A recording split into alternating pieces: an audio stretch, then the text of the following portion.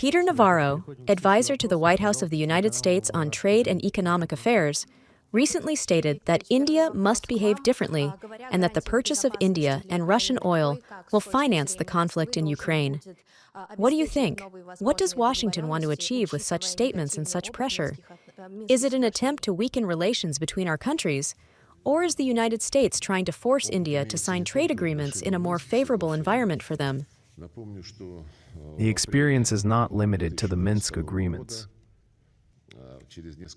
Let me remind you that in April 2022, a few weeks after the start of the special military operation, negotiations began in Belarus and then continued in Istanbul on the settlement of the conflict based on the elimination of the primary causes of its occurrence.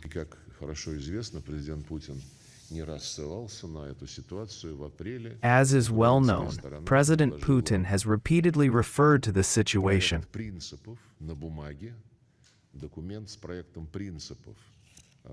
In April, the Ukrainian side submitted a draft document on the basis of principles that was approved by the Ukrainian delegation and the Russian delegation.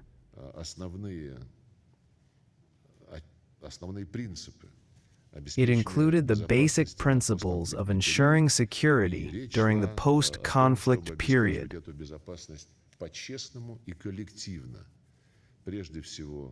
It was about ensuring this security in an honest and collective manner, primarily by creating a group of guarantor countries, which included countries that were permanent members of the UN Security Council.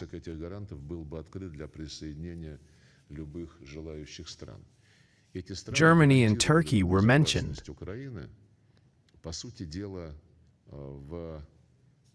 A list of these guarantors would be open for the joining of any desired countries.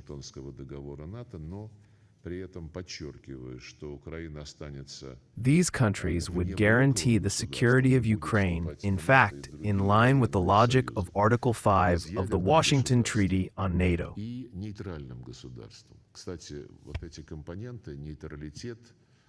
I would like to emphasize that Ukraine will remain a non-united state. It will not join NATO and other military alliances.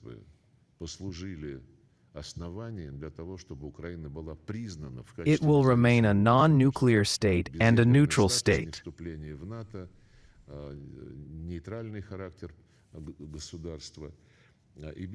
By the way, these components, neutrality, non-nuclear status, and non-bloc status, were established in 1990 in the Declaration on the Sovereignty and Independence of Ukraine.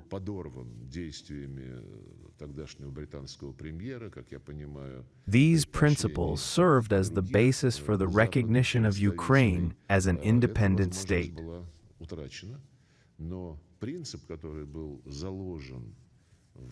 Non-nuclear status, non-joining NATO, a neutral state, and non-bloc status.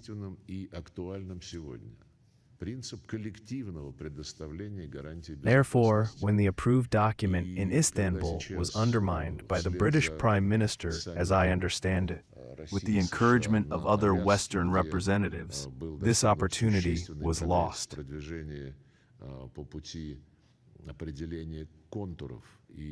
However, we consider the principle that was laid down in Ukraine's proposals absolutely natural and relevant today.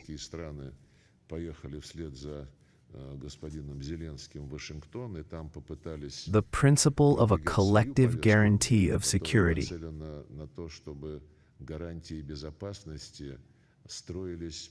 Now, following the summit of Russia and the United States in Alaska, where significant progress has been made in determining the contours and specific parameters for settlement, following this event, European countries followed Mr. Zelensky to Washington, where they tried to promote their agenda, which is aimed at building guarantees of security according to the logic of isolation of Russia, according to the logic of uniting the Western world with Ukraine in order to continue the aggressive confrontational policy of restraining the Russian Federation.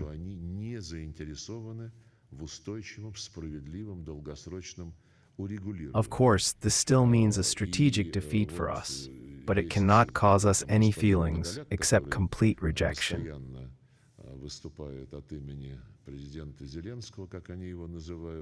Moreover, the Ukrainian regime and its representatives comment on the current situation in a very specific way, showing that they are not interested in a stable, just, and long-term settlement.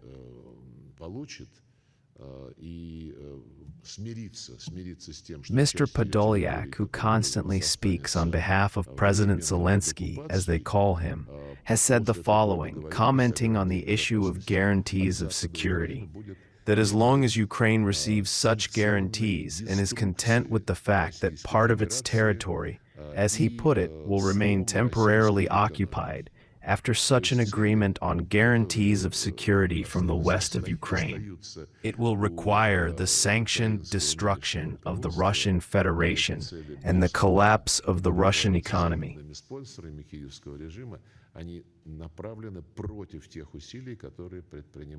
That is, the goals that remain with the current Ukrainian leadership, and these goals, of course, are supported by the Western sponsors of the Kyiv regime, are aimed against the efforts made by President Trump, with whom we are actively and concretely cooperating in the search for long-term stable ways to settlement, in order to eliminate the root cause, and the other side, on the contrary, wants to aggravate this root cause by creating some alliances in the sphere of securing the security of Ukraine on an anti-Russian basis, on the basis of aggressive intentions and preserving these aggressive intentions towards our country.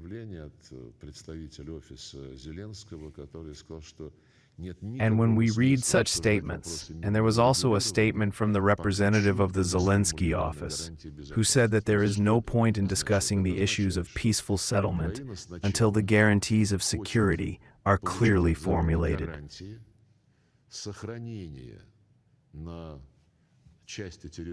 That is, what does it mean?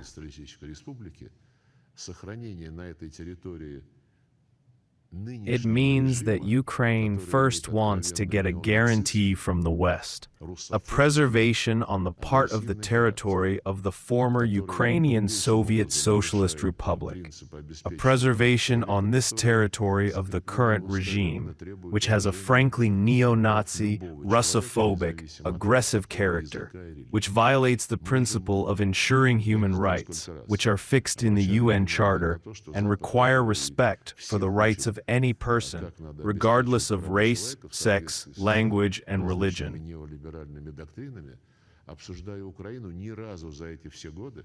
I do not know how many times we have paid attention to the fact that the West, which teaches everyone how to ensure human rights in accordance with various neoliberal doctrines, while discussing Ukraine, has never said a word about human rights during all these years.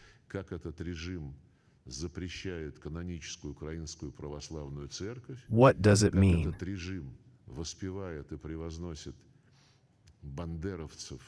It means that the West is pleased with how the Ukrainian regime exterminates the Russian language in all spheres, education, culture, media, how this regime prohibits the canonical Ukrainian Orthodox Church, how this regime exalts Bandera and other collaborators convicted by the Nuremberg Tribunal for cooperation with Hitler's Germany.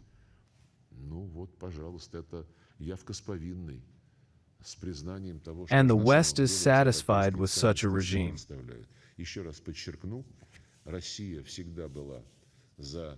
And when, against this background, Ursula von der Leyen and other figures in Brussels declare with pathos that Ukraine should be fully supported because Ukraine defends European values, well, here you go.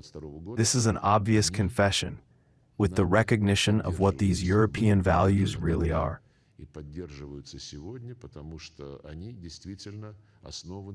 Once again, I would like to emphasize that Russia has always been in favor of honest dialogue and the principles and guarantees of security that were agreed upon, I would like to emphasize, on the initiative of the Ukrainian delegation to Istanbul in April 2022, are supported by us. дискуссии показывают Запада с украинской стороной эти все замыслы связаны. They were supported then and are supported today because they are really based on the principle of collective security, on the principle of ensuring security, on the principle of indivisibility of security.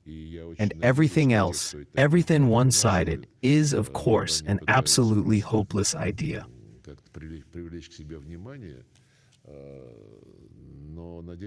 And all these ideas are associated, especially as the discussions are now being shown by the West with the Ukrainian side.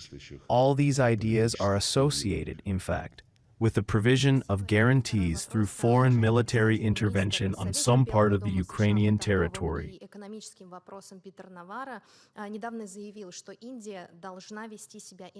And I really hope that those who carry out such plans, or they are simply trying to attract attention to themselves, but I hope that they understand that this will be absolutely unacceptable for the Russian Federation and for all sane political forces in Europe.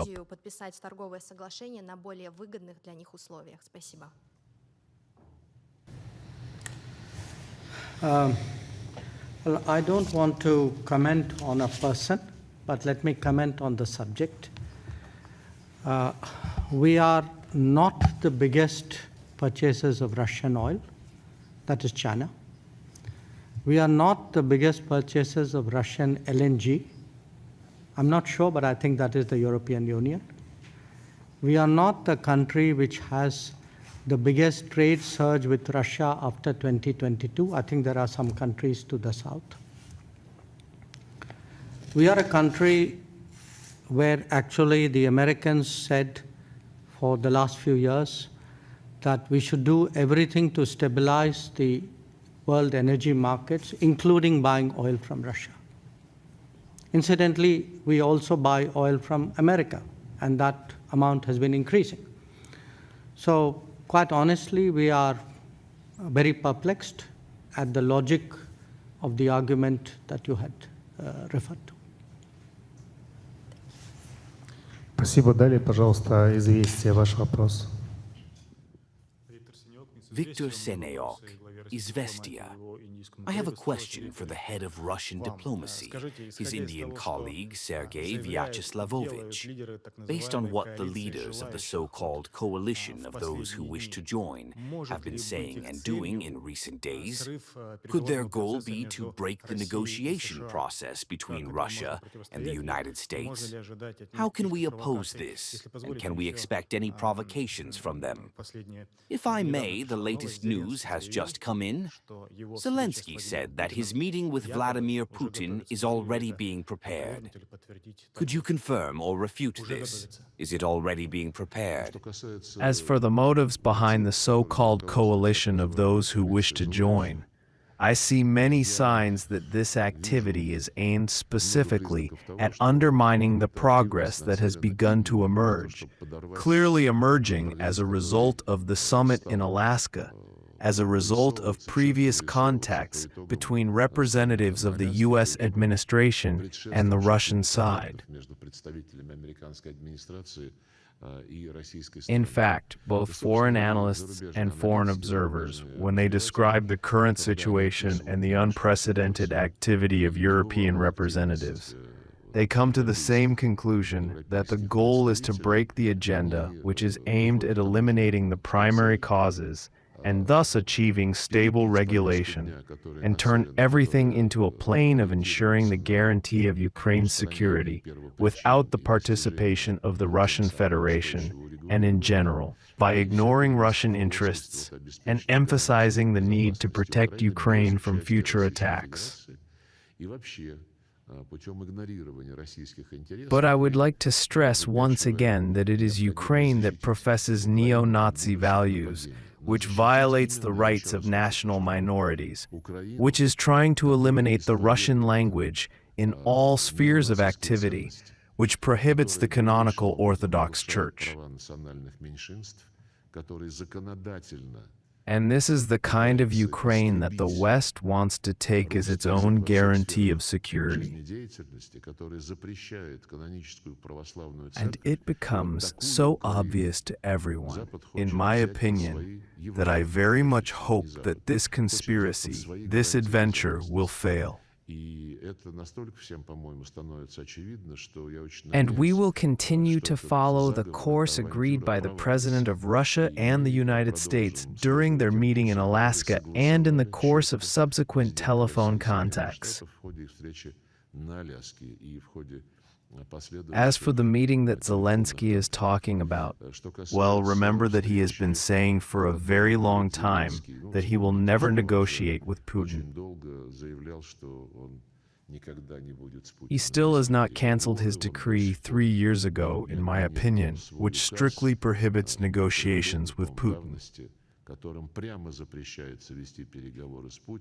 And it is clear that his activity on the subject of organizing a summit with the Russian leader also aims to show his allegedly constructive focus on the process of regulation, but in fact, to simply substitute serious, difficult work on the coordination of the principles of a stable resolution of the crisis, with such effects in the style of the KVN, in the style of the Kvartal 95, and other tricks that the current so-called Ukrainian leader uses very, very actively, fearing that attention will fall to him, as it already happens.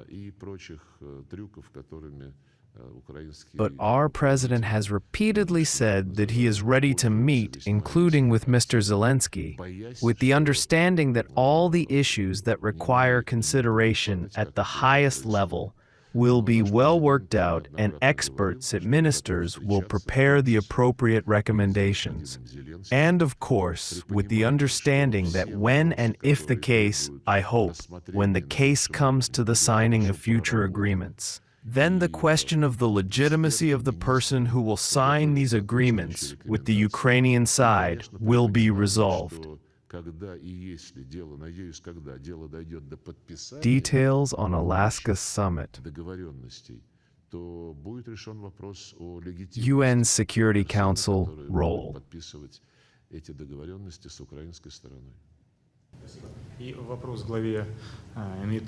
Mr. Minister, how would you assess the results of the meeting of the International Law Commission? What does this mean for your country and for relations between Russia and India?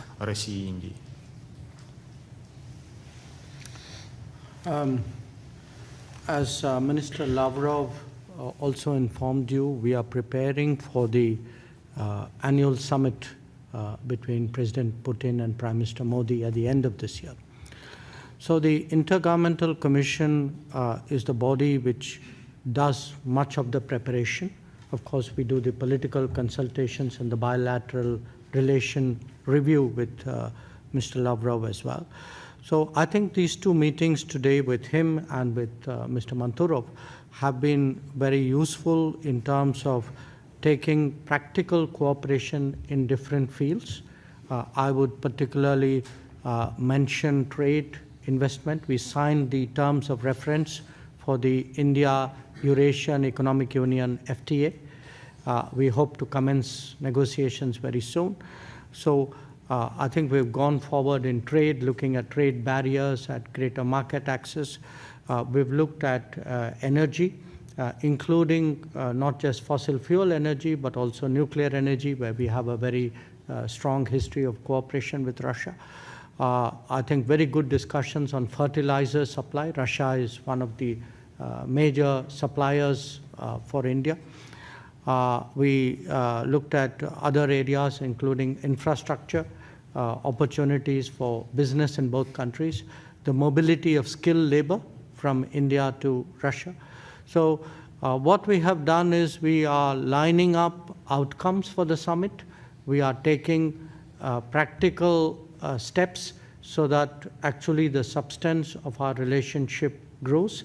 At the same time, of course, in our own consultations, I think the political exchange of views is very helpful in making sure the two countries understand each other's interests. So I'm really very, very satisfied with that meeting.